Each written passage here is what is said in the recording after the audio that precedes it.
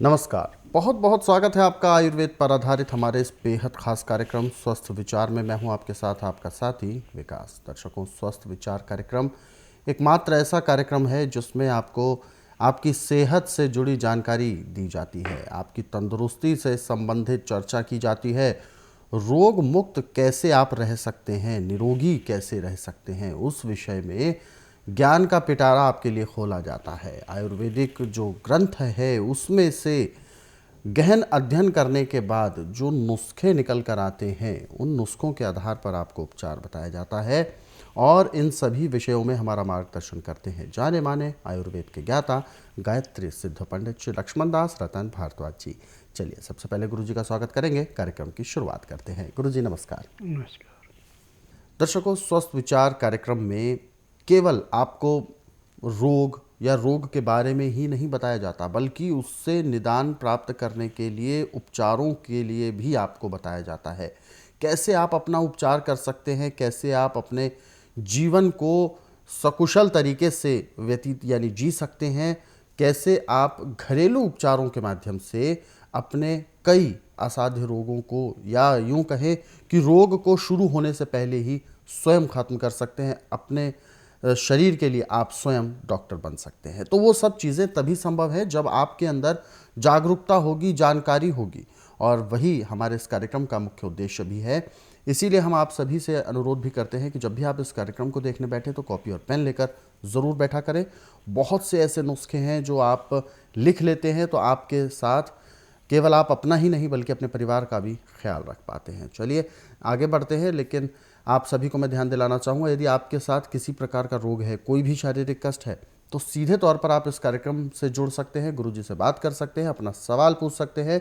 Phone उठाएं, हमें call मिलाएं, या आप हमें व्हाट्सएप के ज़रिए संदेश भेज सकते हैं। नंबर आपके टीवी स्क्रीन पर है। चलिए आगे बढ़ते हैं कार्यक्रम में और शुरू करते हैं अपने अगले विषय पर चर्चा। गुरु जी, आज के इस अंक में हम बात करेंगे सिर दर्द को लेकर। और सिर दर्द केवल एक रोग ही नहीं बल्कि एक तरह से प्रकोप बनता जा रहा है जो हर एक व्यक्ति 10 में से 9 व्यक्तियों को रोग होता ही होता है।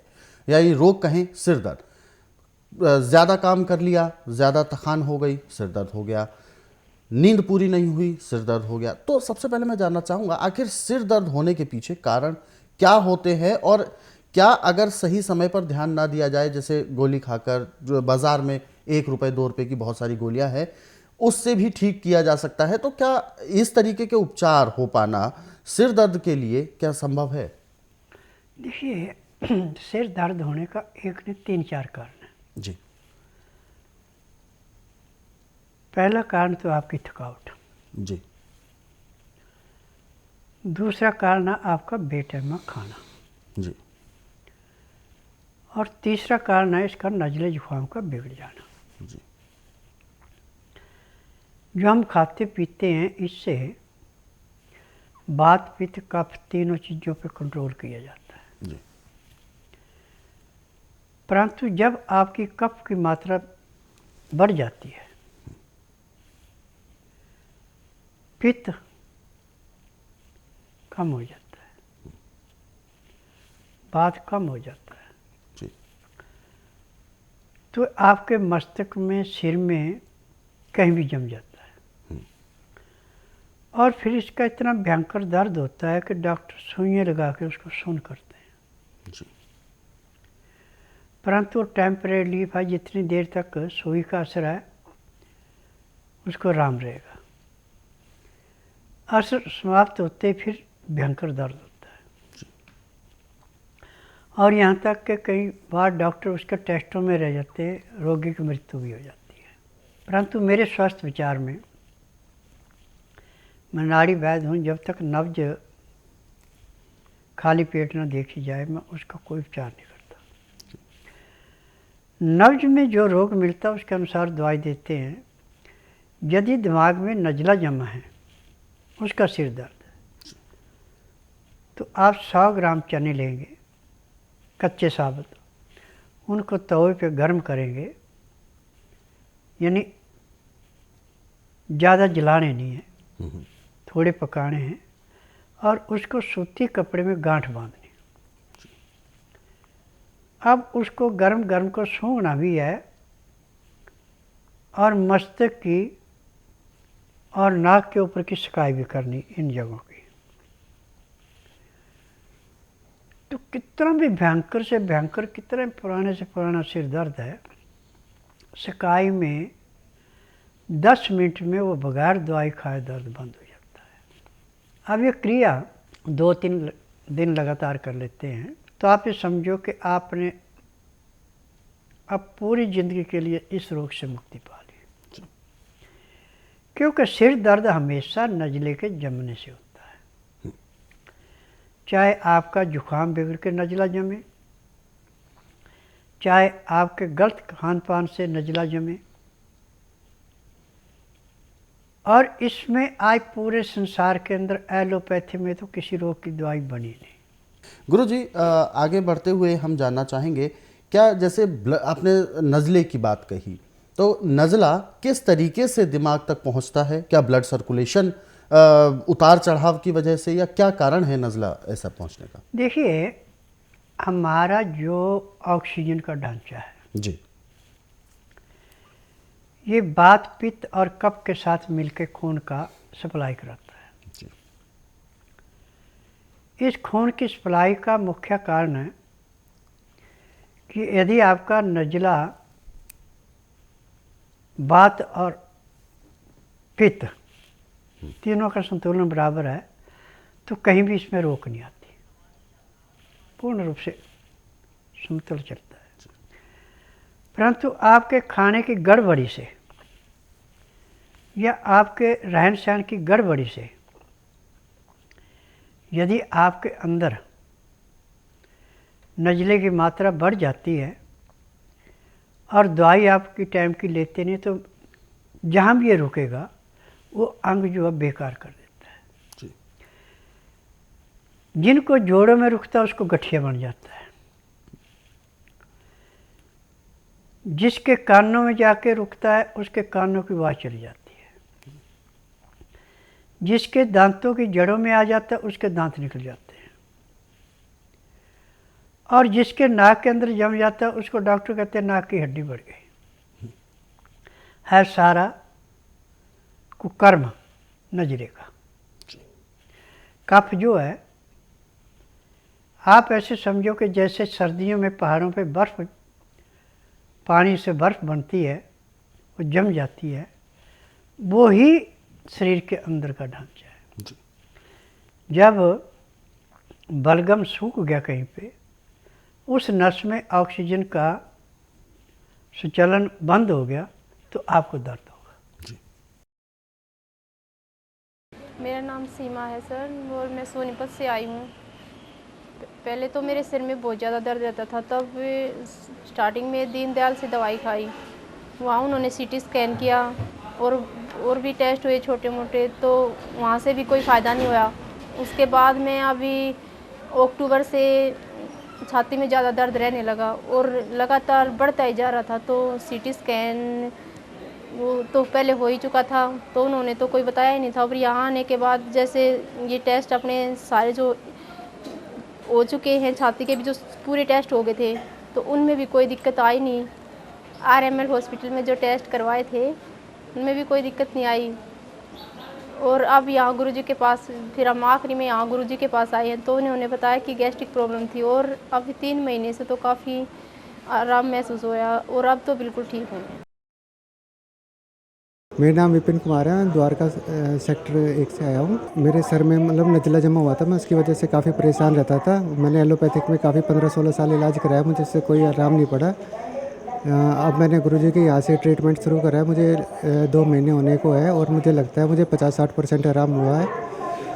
और मुझे लगता है कि मैं गुरुजी के यहाँ से अभी 10-15 दिन और दवाई खाऊँगा तो मुझे पूरा 100% आराम लग जाएगा। बहुत सारे दर्शक हमारे साथ हैं लाइन पर, आइए बात करते हैं। हेलो। हाँ जी, नमस्कार, क्या नाम है आपका? कमल यादव, कहाँ से बात कर रहे हैं आप? शासन से। थोड़ा ज़ोर से बोले, आपकी आवाज़ कम आ रही है। अपना सवाल पूछिए, क्या सवाल है आपका? मेरा हाथ में थोड़ी सुन्न हो रही थी और सीधे सीधा आता है, सीधे हाथ की तरफ करने, थोड़ा दर्द होता था। हाथ पैर सुन्न हो जाते हैं आपके? जी, मैं केवल हाथ क्या केवल हाथ। जी, देखिए, जब हम इंग्लिश दवाई ज़रूरत से ज़्यादा खाते हैं तो ये बीमारी पैदा होती है। इंग्लिश दवाई होती है शरीर को सुन्न करने के लिए, इससे नसें सिकुड़ती हैं और इसका नशा होता है किसी का 2 घंटे, किसी का 4, किसी का 6, किसी का 8, 8 से फालतू सुन्न नहीं कर सकती, फिर दोबारा खुराक लेनी पड़ती है। जब वो नसें सिकुड़ जाती है, खून का दौरा बंद होता है, तो ये रोग आदमी को 4 पाई पे एड़ियाँ रगड़ने के लिए मजबूर कर देता है। अब मैं तो नाड़ी वैद्य हूँ, मैं ना तो आपसे पूछूंगा ना कागज पत्र देखूंगा। यदि आपने इस रोग की मुक्ति पानी है तो आप बुधवार छोड़कर गुरुवार से लेकर मंगलवार के बीच में मेरे आश्रम में आइए। जिस दिन आश्रम में आना उस दिन रात्रि 10 बजे तक खा पी के दातन कूड़ा करके बड़ी इलायची मुंह में रख के चूसते रहना। सुबह 9 से 10 के अंदर अपना नामकरण कराना। 10 से 12 में नाड़ी परीक्षण करूँगा। नाड़ी परीक्षण में पैर के तलुए से सिर के बाल तक की MRI, CT scan, x-ray, ultrasound, ECG, sonography सब कुछ 5 सेकंड में हो जाएंगे। उसमें जो भी कमी शरीर के अंदर पाई जाएगी दवाइयाँ दी जाएंगी। दवाइयाँ खाने की हैं, दवाइयाँ पीने की हैं, मालिश करने के तेल हैं, आँख में, नाक में, कान में डालने की दवाइयाँ हैं। यदि दवाइयाँ आप नियम से लेते हैं, परहेज करते हैं, तो जिस दिन आश्रम में आएंगे उस दिन आपको कम से कम 15% आराम तो ज़रूर मिलेगा। और 15 दिन में जो मैं नियम बताऊंगा, परहेज बताऊंगा, करेंगे तो आपको 50 से 60% आराम मिल जाएगा। 1 महीने में आपका रोग समाप्त होगा, दवाइयाँ बंद हो जाएंगी। बिल्कुल। तो आपका जो रोग है वो बिल्कुल समाप्त हो सकता है, क्योंकि फ़ोन के माध्यम से ऐसे बता पाना कि सुनगी यदि आपके हाथों में है तो उसका क्या कारण है वो आसान नहीं है। इसके लिए एक बार आपको स्वस्थ विचार आश्रम आकर अपना नाड़ी परीक्षण कराना होगा। नाड़ी परीक्षण में सबसे बड़ी विशेषता यही है कि आपको कुछ भी बोलने की आवश्यकता नहीं है। आपको कौन सा रोग है, क्या दर्द है, कुछ आपको बताने की आवश्यकता नहीं है। केवल नाड़ी परीक्षण होगा और नाड़ी परीक्षण के बाद गुरुजी आपको स्वयं ये बताते हैं कि आपके शरीर में कौन कौन से रोग हैं, कितने समय से हैं और उसके कारण क्या हैं। फिर उसके मुताबिक उपचार आपको दिया जाता है, औषधियाँ दी जाती हैं जिसका सेवन करते हैं और नियम परहेज़ भी बताए जाते हैं। यदि नियम परहेज़ करते हैं, उसके लिए आप राज़ी होते हैं नियम परहेज़ों के लिए, तो ही आपको औषधियाँ दी जाती हैं। और फिर यदि आप सेवन करते हैं और नियम परहेज़ों का पालन करते हैं तो यकीनन आप बहुत जल्द अपने रोग को जड़ से दूर कर पाते हैं। और ये बिल्कुल साइंटिफिक तरीके से ही होता है। औषधियों का यही एक चमत्कार है जिसको हम सभी को जानना बहुत ज़रूरी है। अधिक जानकारी के लिए आप हेल्पलाइन नंबर्स पर कॉल भी कर सकते हैं, नंबर आपके टीवी स्क्रीन पर है। आगे बढ़ते हैं कार्यक्रम में। जो दर्शकों ने हमें व्हाट्सअप मैसेजेस भेजे हुए हैं, पहला व्हाट्सअप मैसेज हम ले रहे हैं। रितिका जी हैं और रितिका जी ने अपना सवाल भेजा है मुंबई महाराष्ट्र से और 29 वर्ष की उम्र है। बताते हैं स्लिप डिस्क की प्रॉब्लम है और डॉक्टर्स ने उपचार तो हालांकि इनका चल रहा है, लेकिन इनको हमेशा एक बेल्ट लगा के रखना पड़ता है जो कि बहुत ज़्यादा तकलीफ़ देती है और नींद भी इनको बहुत कम आती है। देखिए बेटा, आज पूरे संसार के अंदर मेडिकल साइंस में सिर्फ बिजनेस है, इसमें कोई भी किसी रोग की दवाई नहीं है। जहाँ तकलीफ़ होती है उस को सुन किया जाता है, रोग को काटा नहीं जाता। परंतु स्वस्थ विचार एकमात्र आश्रम ऐसा है कि यहाँ ना तो रोगी मुंह से बोलता है कि मुझे तकलीफ़ है, ना कागज पत्तर लाते हैं, ना मशीनों से टेस्ट किए जाते हैं। यहाँ का नियम है कि जिस दिन आना उस दिन रात्रि 10 बजे तक खा पी के दातन कूड़ा करके बड़ी इलायची मुंह में रख के चूसते रहना। सुबह 9 से 10 के अंदर अपना नामकरण करवाना। 10 से 12 में नाड़ी परीक्षण करता हूँ। नाड़ी परीक्षण में पैर के तलुए से सिर के बाल तक की MRI, CT scan, x-ray, ultrasound, ECG, sonography सब कुछ 5 सेकंड में हो जाते हैं। उसमें जो भी कमी शरीर के अंदर पाई जाती है वो दवाइयाँ दी जाती हैं। दवाइयाँ खाने की हैं, दवाइयाँ पीने की हैं, मालिश करने के तेल हैं, आँख में, नाक में, कान में डालने की दवाइयाँ हैं। और जो आपकी रीढ़ की हड्डी खुली हुई है उसके ऊपर एक पाउडर और तेल मिला के मलम जैसा लेप किया जाएगा।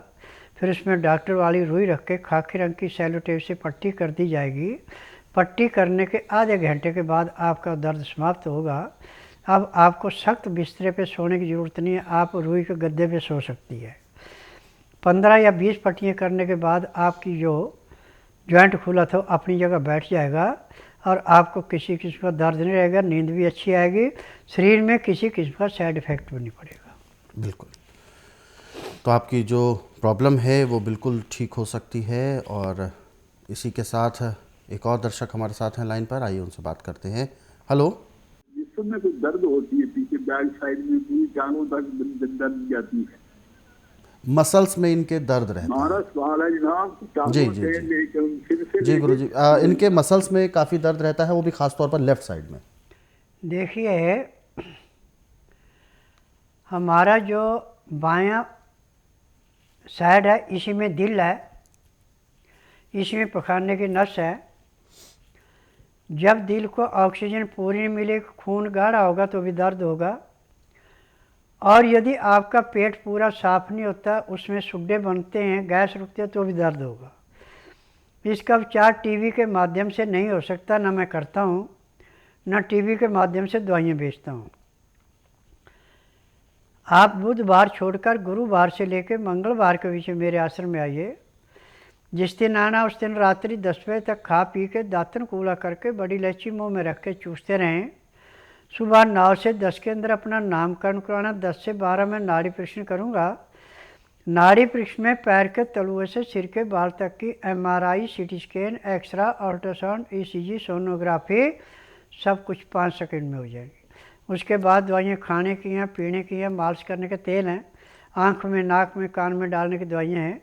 यदि वो दवाइयाँ नियम से खाते हैं, परहेज करते हैं, तो जिस दिन आएंगे उसी दिन दर्द समाप्त हो जाएगा। परंतु इसका सुबह शाम 1-1 घंटा आपको तेल की मालिश करनी पड़ेगी, दवाई खानी पड़ेगी। अब आपको चाहे किसी भी किस्म का रोग और समाप्त हो जाएगा। जैसा कि सिर दर्द एक आम समस्या बनती जा रही है, लेकिन भयंकर समस्या है। कभी कभी व्यक्ति यात्रा के दौरान या कहीं घर से बाहर होता है, जो उसको मूलभूत चीज़ें नहीं मिल पाती हैं उसके औषधि उपचार के लिए। तो क्या व्यक्ति अपना सिर दर्द किस अंग को कैसे तरीके से ठीक कर सकता है सिर दर्द के लिए? क्योंकि एक्यूप्रेशर से संबंधित मैं सवाल पूछना चाह रहा हूँ। देखिए, एक्यूप्रेशर में ऐसा है कि आपके पास चाहे पेंशन है जी, चाहे पेन है, अंगूठा जो है हाथ का लें चाहे पाँव का लें, नाखून के नीचे का हिस्सा उससे दबाएं। जिस पॉइंट पे आपको दर्द हो उसको बार बार दबाएं छोड़ें, सिर दर्द समाप्त हो जाएगा।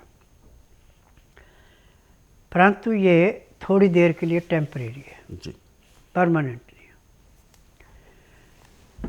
अब इसमें जब भी आप घर जाएं, जो नुस्खे मैंने अभी बताए, इन नुस्खों को अपनाएंगे तो आपका दर्द हमेशा के लिए समाप्त हो जाएगा। बिल्कुल। तो दर्शकों, बहुत सी ऐसी जानकारी, बहुत से ऐसे उपचार और तुरंत रिलीफ के लिए फर्स्ट एड के तौर पर हम क्या कुछ कर सकते हैं, वो सारी चीज़ें आपको पता चली हैं, जिनको आपने लिख ज़रूर लिया होगा।